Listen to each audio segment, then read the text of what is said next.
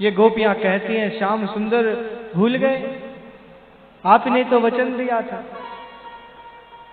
आज वो जब समय निकट है और तुमने हमें बुला भी लिया, फिर कह रहे हो कि चले जाओ। कैसे चले जाएं? हमने अपना सब कुछ केवल आपके लिए छोड़ा है, आपको प्राप्त करने के लिए। भगवान गोपांगनाओं को उपदेश करते हैं। विचित्र है, भगवान भी है कभी कभी तो। यहां तो गोपियां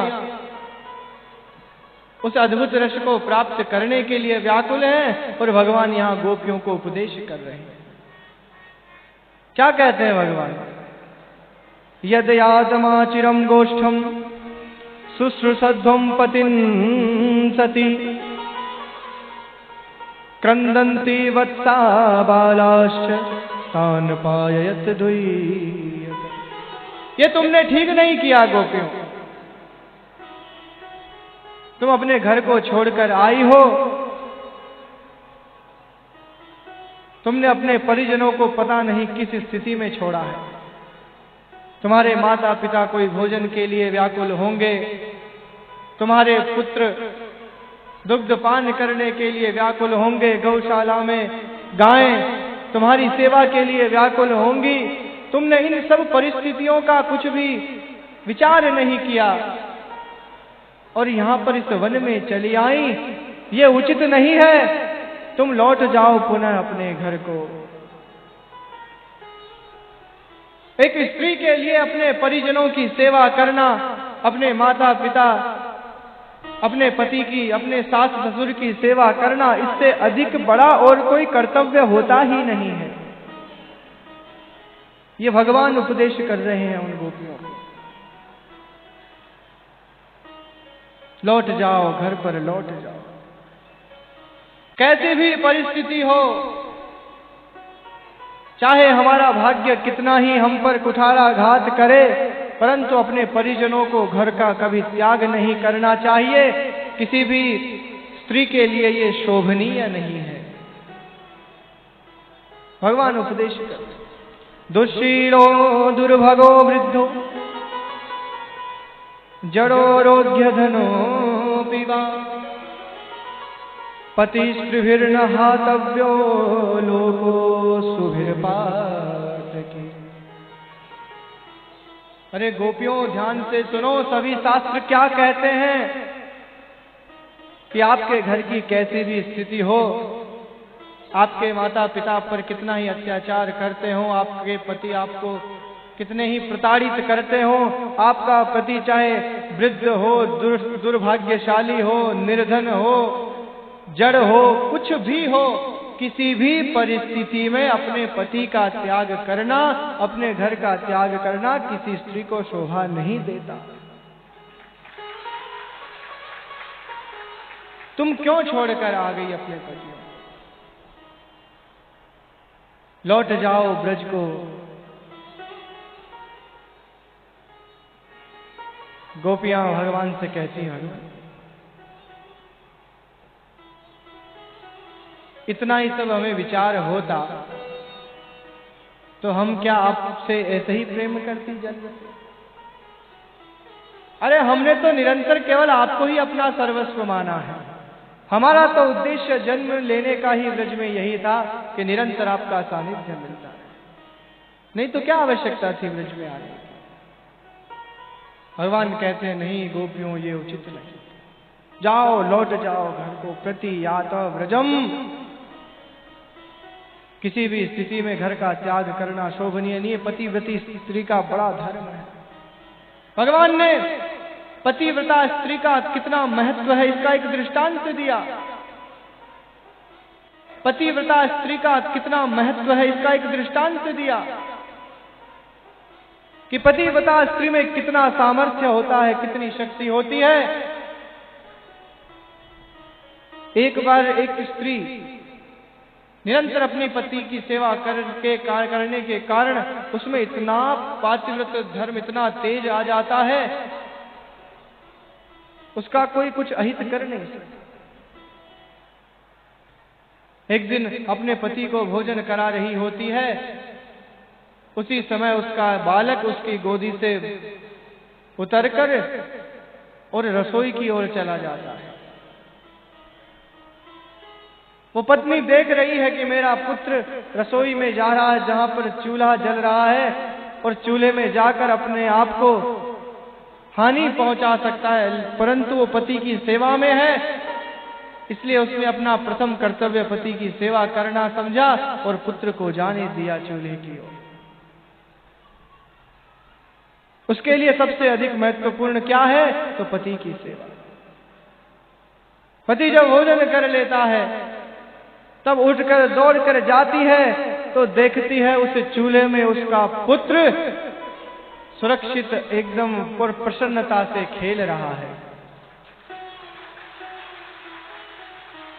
तो गोपियों, पतिव्रता साप भयेन पीड़ितो, उस पतिव्रता स्त्री के शाप के भय के कारण अग्निदेव में भी सामर्थ्य नहीं कि उस स्त्री के पुत्र को भस्मसात कर सके। पातिव्रत धर्म से इतना पुण्य प्राप्त हो जाता है, इतना सामर्थ्य मिल जाता है जीवन, इतनी महत्ता है पतिव्रत धर्म। इसलिए पति को मत छोड़ो, जाओ अपने अपने घर लौट जाओ। गोपियों ने कहा, भगवान आपने तो अपना उपदेश सुना दिया, परंतु कुछ हम भी निवेदन करना चाहती हैं। मयेवं विभोर्हति भवान गदितुम निशंसश। अब एक हमारा भी निवेदन सुनो भगवान। आपने उपदेश दिया, उचित है, पतिव्रता स्त्री का ये धर्म है, उसके लिए पति ही सब कुछ होता है। एक छोटा सा दृष्टांत हम भी आपकी सेवा में प्रस्तुत करना चाहते हैं। आप बताइए, एक पत्नी निरंतर पति की सेवा में अखंड, उसने कभी ऐसा कोई अपराध नहीं किया, ऐसी कोई त्रुटि नहीं की जिससे पति की सेवा में उसे पातिव्रत धर्म उसका नष्ट। कालांतर में एक दिवस उसके पति को किसी विशेष कार्य से विदेश जाना होता है।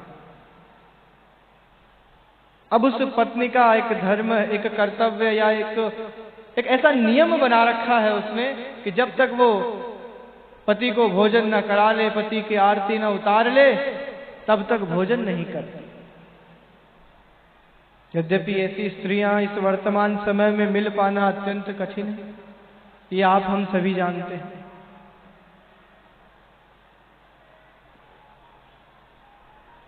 आप समय पर पहुंचे तो ठीक है, नहीं तो भाई मान तो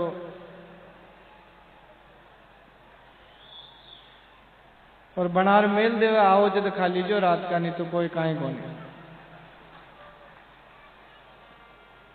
ऐसा नहीं, हमारी जितनी माताएं हैं ये अपना प्रथम कर्तव्य मानती हैं, अपने पुत्रों को, अपने पति को, अपने परिजनों को प्रथम भोजन कराती हैं, उसके बाद जो भी बचता है उसका भोजन करती है।